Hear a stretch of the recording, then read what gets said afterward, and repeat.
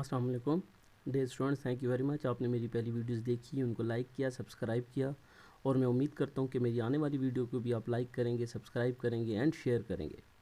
आज का हमारा टॉपिक है प्रॉफिट एंड लॉस अकाउंट। आज हम देखेंगे प्रॉफिट एंड लॉस अकाउंट क्या होता है, ट्रेडिंग अकाउंट क्या होता है और profit and loss account trading account बनाया कैसे जाता है, ट्रेडिंग अकाउंट में ग्रॉस प्रॉफिट कैसे कैलकुलेट किया जाता है and profit and loss account में नेट प्रॉफिट कैसे कैलकुलेट किया जाता है और फिर वो नेट प्रॉफिट आगे बैलेंस शीट में कैसे जाता है। आज हम इन चीज़ों को डिस्कस करेंगे। Profit and loss account and trading account is a financial statement in which we find calculate profit और loss of the business. Profit and loss account या ट्रेडिंग अकाउंट बिजनेस का एक ऐसा अकाउंट या एक फाइनेंशियल स्टेटमेंट है। Account आपका ये ऐसा अकाउंट नहीं है जैसे आप लेजर अकाउंट बनाते रहे हैं। ये आपकी एक फाइनेंशियल स्टेटमेंट्स है जो ट्रायल बैलेंस के बाद आप बनाते हैं। और ये किस पर्पज़ के लिए बनाई जाती है? प्रॉफिट एंड लॉस अकाउंट का पर्पज़ ये होता है कि हम बिज़नेस का प्रॉफिट और लॉस कैलकुलेट कर सकें कि बिज़नेस को आया प्रॉफिट हुआ है या लॉस हुआ है। तो बिज़नेस का प्रॉफिट एंड लॉस कैलकुलेट करने के लिए हम प्रॉफिट एंड लॉस अकाउंट बनाते हैं। मॉडर्न टर्मिनोलॉजी में इसको इनकम स्टेटमेंट भी कहा जाता है, लेकिन इनकम स्टेटमेंट में फिर आप ट्रेडिंग अकाउंट नहीं बनाते, जो कि हम इनकम स्टेटमेंट ऑलरेडी पहले पढ़ चुके हैं। या आप ये कह सकते हैं कि अमेरिकन टर्मिनोलॉजी में आप इनकम स्टेटमेंट बनाते हैं, प्रॉफिट एंड लॉस अकाउंट आप ब्रिटिश टर्मिनोलॉजी में बनाते थे या बनाते हैं। तो प्रॉफिट एंड लॉस अकाउंट से पहले हम ट्रेडिंग अकाउंट बनाते हैं, जबकि इनकम स्टेटमेंट में हम प्रॉफिट एंड लॉस अकाउंट जो है इनकम स्टेटमेंट में हम profit and loss account and trading account दोनों मिलकर एक ही स्टेटमेंट में बनाते हैं, क्योंकि उसमें हम ग्रॉस प्रॉफिट और ग्रॉस प्रॉफिट के बाद हम उसके ऑपरेटिंग एक्सपेंस को लेस कर देते हैं। लेकिन प्रॉफिट एंड लॉस अकाउंट में फर्स्ट हम कैलकुलेट करते हैं ग्रॉस प्रॉफिट, और हम इस पर कैलकुलेट करते हैं ग्रॉस प्रॉफिट, और ग्रॉस प्रॉफिट से फिर हम ऑपरेटिंग एक्सपेंस माइनस करने के बाद कैलकुलेट करते हैं net profit.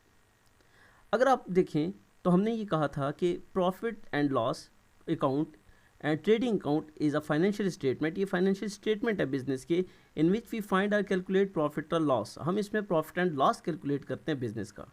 It is not an account in the sense that you have using the term so far. जो इससे पहले आप टर्म यूज़ कर चुके हैं कि जैसे आप लेजर अकाउंट बनाते थे या टी अकाउंट बनाते थे, तो वो आप लेजर या टी अकाउंट, वो तो अकाउंटिंग की एक बुक थी जिसमें हम जर्नल से ट्रांसफ़र करते थे लेजर में। लेजर के बाद हम ट्रायल बैलेंस बनाते थे और उसके बाद हम प्रॉफिट एंड लॉस अकाउंट बनाते हैं। लेकिन प्रॉफिट एंड लॉस अकाउंट आपका इस तरीके का लेजर नहीं है जैसे आप लेजर अकाउंट बना चुके हैं, बल्कि ये आपकी एक स्टेटमेंट है जिसको कहते हैं फाइनेंशियल स्टेटमेंट। इसमें आप बिजनेस का प्रॉफिट एंड लॉस कैलकुलेट करते हैं। अब हम देखते हैं ट्रेडिंग अकाउंट क्या होता है। ट्रेडिंग अकाउंट को देखें तो it is a financial statement in which we calculate gross profit और gross loss of the business. Gross profit and gross loss of the business हम इसमें कैलकुलेट करते हैं। Gross profit and gross loss आप कैसे कैलकुलेट करते हैं? Only आप cost of goods sold minus करते हैं सेल से, जैसे कि हमने फार्मूला में भी मेंशन किया, trading account is equal to sales minus cost of goods sold is equal to gross profit. कि ग्रॉस प्रॉफिट क्या होता है कि जो भी आपकी रेवेन्यू होगी उससे आपने सिर्फ और सिर्फ अपनी कास्ट माइनस की होगी, आपने बाकी कोई भी ऑपरेटिंग या एडमिनिस्ट्रेटिव एक्सपेंस उससे माइनस नहीं किया होता। सिर्फ और सिर्फ जब सेल से आप cost of goods sold minus करते हैं तो आपका ग्रॉस प्रॉफिट आ जाता है। तो इसी को कहा जाता है ट्रेडिंग अकाउंट। या ट्रेडिंग अकाउंट में ही हम क्या करते हैं, ग्रॉस प्रॉफिट फाइंड करते हैं कि सेल से या रेवेन्यू से जब आप अपनी कास्ट को माइनस करते हैं तो आपके पास ग्रॉस प्रॉफिट आ जाता है, और ये ट्रेडिंग अकाउंट में हम करते हैं। इसके बाद सेकंड पार्ट हम इसका बनाते हैं प्रॉफिट एंड लॉस अकाउंट, और इन दोनों को कंबाइन करके भी प्रॉफिट एंड लॉस का ही नाम दिया जाता है कि प्रॉफिट एंड लॉस अकाउंट है ये। तो profit and loss account is a financial statement in which we calculate net profit और नेट और लॉस ऑफ द बिजनेस। अब देखिए इसमें net profit and net loss minus करते हैं, net loss and net profit calculate करते हैं। कैसे कैलकुलेट करते हैं?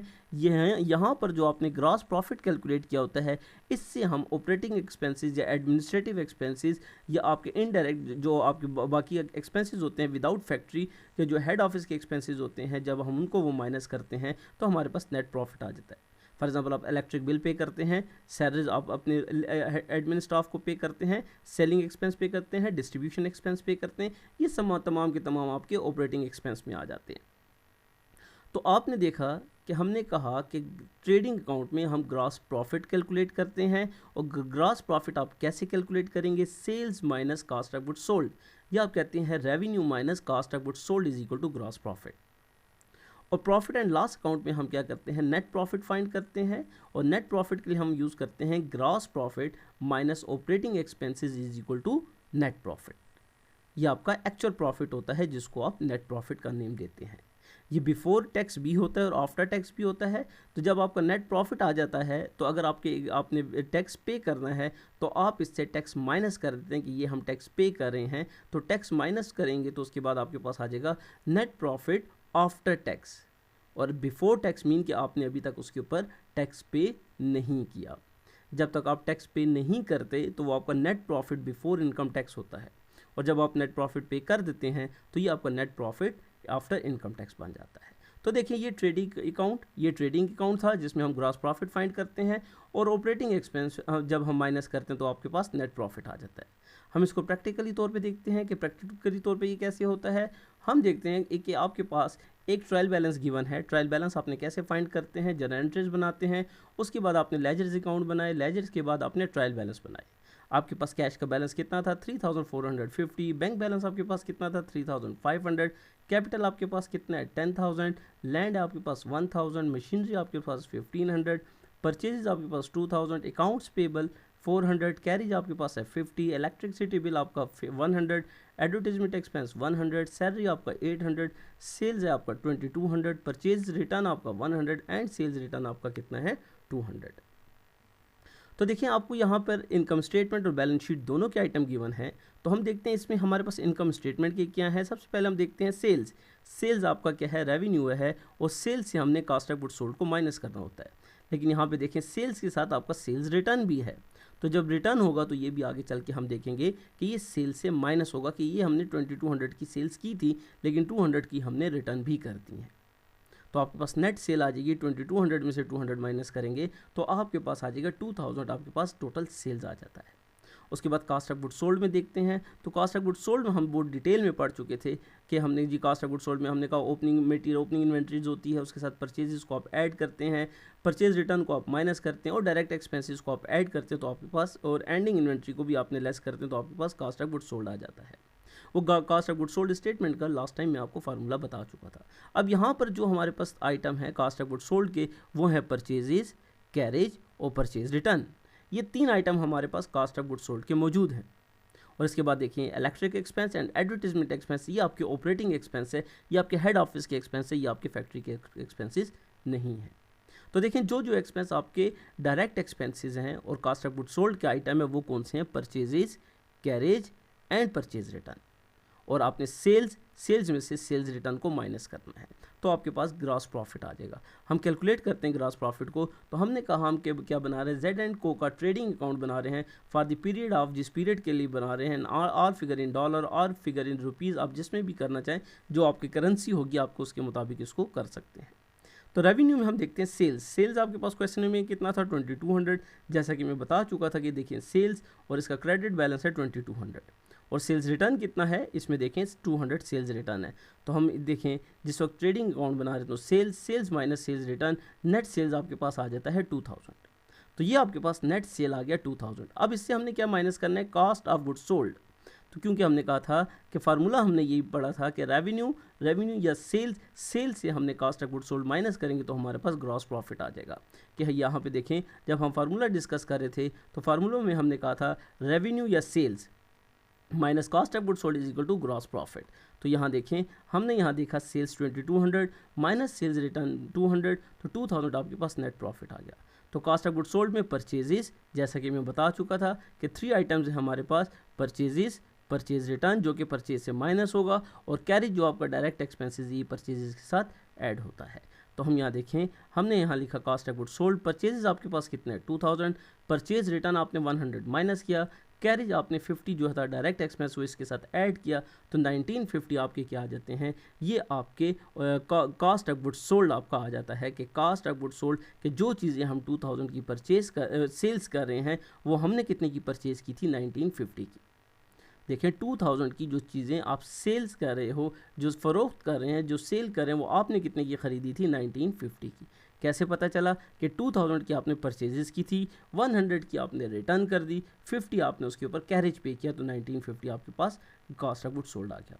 तो 2000 में से 1950 आपने माइनस किया तो ग्रॉस प्रॉफिट कितना आ जाता है 50 का आपके पास ग्रॉस प्रॉफिट आ जाता है। ये था आपका ट्रेडिंग अकाउंट, कि ट्रेडिंग अकाउंट में हमने कहा था sales minus cost of goods sold is equal to gross profit.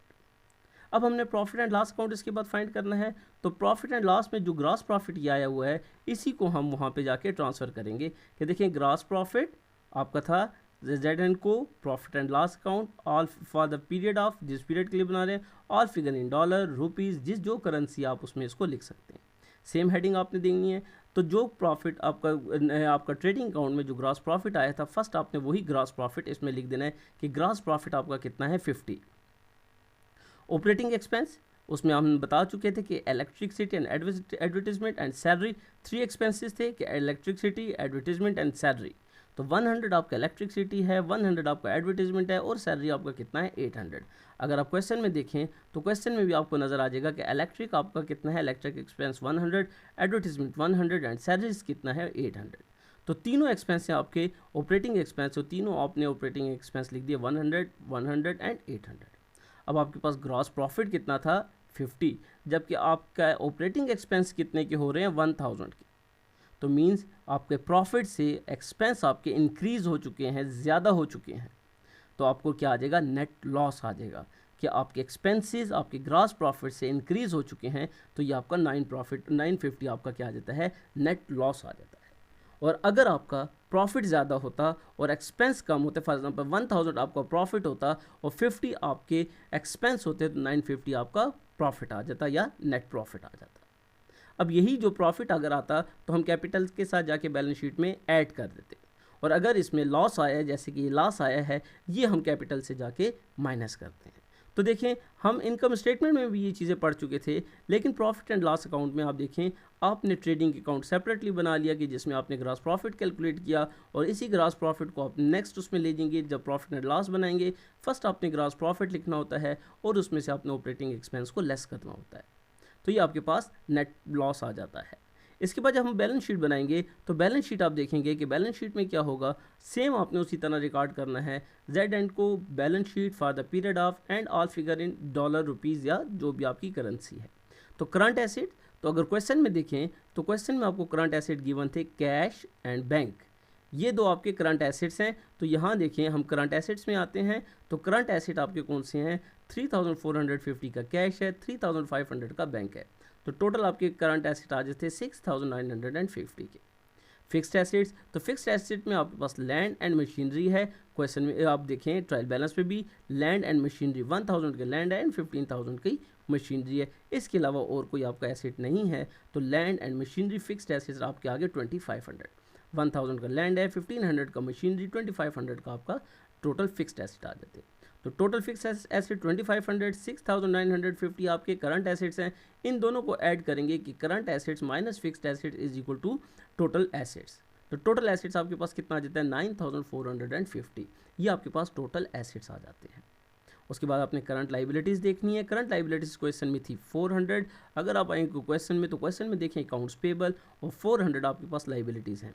तो यही लाइबिलिटीज़ आपने बैलेंस शीट में लिखनी होती हैं। अकाउंट्स पेबल आपकी लाइबिलिटी है, 400 आपने उसको लाइबिलिटीज़ में लिख दिया। लॉन्ग टर्म आपके पास लाइबिलिटीज़ कोई नहीं है। कैपिटल आपके पास कितना था क्वेश्चन में, अगर हम चेक करें तो 10,000 हमारे पास क्वेश्चन में या ट्रायल बैलेंस में कैपिटल था 10,000 का। अब यहाँ देखें हमने इसको लिखा 10,000 हमारा कैपिटल है और नेट लॉस माइनस कर दिया 950। अगर मैंने कहा ये प्रॉफिट होता तो नेट प्रॉफिट आपका कैपिटल के साथ ऐड हो जाता। नेट लॉस है तो आपने माइनस किया तो 9050 का आपका क्या आ जाता है, टोटल कैपिटल आ जाता है आफ्टर डिडक्शन ऑफ लेस या आफ्टर डिडक्शन ऑफ लॉस।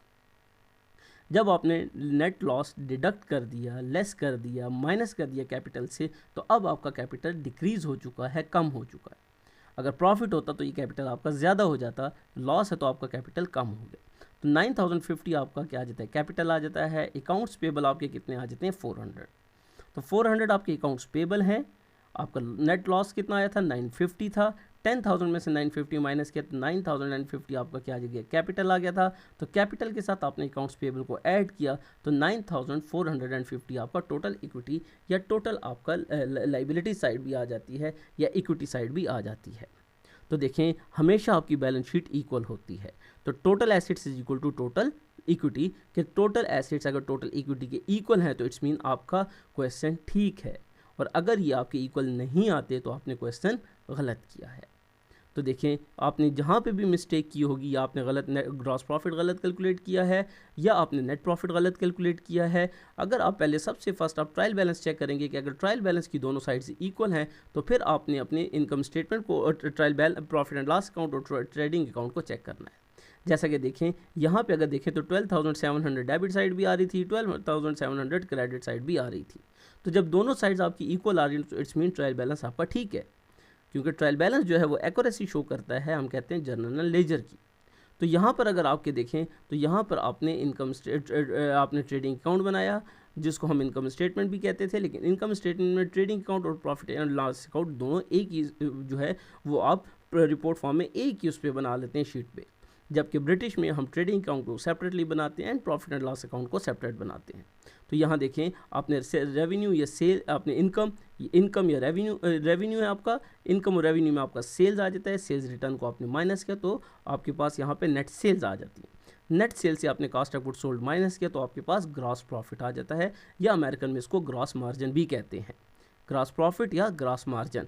और इसी तरह आप ग्रॉस प्रॉफिट को या ग्रॉस मार्जिन को आप ले जाएंगे नेक्स्ट उस पर प्रॉफिट एंड लॉस अकाउंट जब बनाएंगे तो फर्स्ट आपने ग्रॉस प्रॉफिट या ग्रॉस मार्जिन लिखना है, उसमें से आप ऑपरेटिंग एक्सपेंस को माइनस करेंगे तो आपके पास नेट लॉस आपके पास आ जाता है, या नेट प्रॉफिट या नेट मार्जिन आपके पास आ जाता है। तो यही नेट लॉस जो है ये आपने बैलेंस शीट में कैपिटल से जाके आपने इसको लेस कर दिया। और मैंने पहले भी बताया, अगर नेट प्रॉफिट होता तो ये कैपिटल के साथ जाके ऐड हो जाता, ये नेट लॉस था तो कैपिटल से माइनस हो गया। तो देखें, आपने जब कैपिटल से माइनस किया तो 9,050 आपका कैपिटल था, 400 अकाउंट्स पेबल थे, तो टोटल इक्विटी आपकी आ जाती है 9,450, और टोटल एसेट्स भी आपके आ जाते हैं 9,450।